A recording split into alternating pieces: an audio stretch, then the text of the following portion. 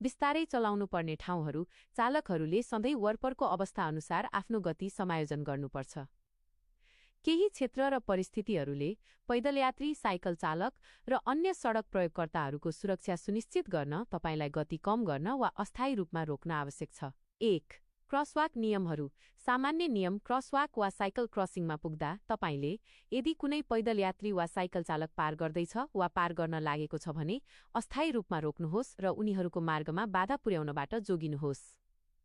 यदि अर्को सवारी साधन क्रसवाक अघि नै रोकिएको छ भने तपाईले त्यसलाई ओभरटेक वा पास गर्नु हुँदैन। तपाईले क्रसवाक खाली नभएसम्म त्यसको पछाडि रोक्नुपर्छ।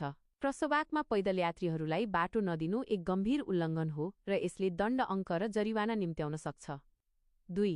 कसलाई पैदल यात्री मानिन्छ? निम्न व्यक्तिहरूलाई कानुनी रूपमा पैदल यात्री मानिन्छ। साइकल धकेल्ने व्यक्ति, चढेको होइन। मोटरसाइकल धकेल्ने व्यक्ति, इन्जिन बन्द, टोइङ नगरेको र साइड कार बिना। 3. क्रसवाकमा कसरी पुग्ने दृष्टिकोण। 1. स्पष्ट रूपमा कुनै पैदल यात्री छैन। यदि यो स्पष्ट छ कि कुनै पैदल यात्री वा साइकल चालकहरू पार गर्दैछन् वा पार गर्न लागेका छैनन्, तपाई नरोकिकन अगाडि बढ्न सक्नुहुन्छ।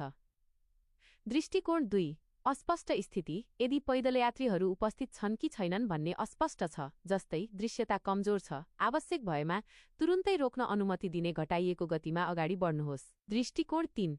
पैदल यात्री पार गर्दैछ वा पार गर्ने इरादा गर्दैछ। यदि कुनै पैदल यात्री वा साइकल चालक पार गर्दैछ वा पार गर्ने इरादा देखाउँदैछ, तपाईले क्रसवाक अघि पूर्ण रूपमा रोक्नुपर्छ। 4. तपाईले बिस्तारै चलाउनुपर्ने ठाउँहरू। तपाईले निम्न क्षेत्रहरूमा गति घटाउनुपर्छ र अतिरिक्त सावधानीका साथ अगाडि बढ्नुपर्छ। बिस्तारै चलाउनुहोस्। चिन्ह भएको स्थानहरू, कुना वा मोडहरू नजिक जहाँ दृश्यता सीमित छ। ठाडो ढलानको शिखर वा फेद नजिक। कमजोर दृश्यता भएको चोकमा जबसम्म तपाई प्राथमिकता सडकमा हुनुहुन्न वा ट्राफिक सङ्केतद्वारा नियन्त्रित हुनुहुन्न। 5. ढिलो वा होशियार ड्राइभिङ। आवश्यक पर्ने परिस्थितिहरू। निम्न परिस्थितिहरूमा आवश्यकता अनुसार गति घटाउनुहोस् वा रोक्नुहोस्। जब बच्चाहरू, वृद्ध वा अपाङ्गता भएका व्यक्तिहरू नजिकै छन् वा पार गर्दैछन्।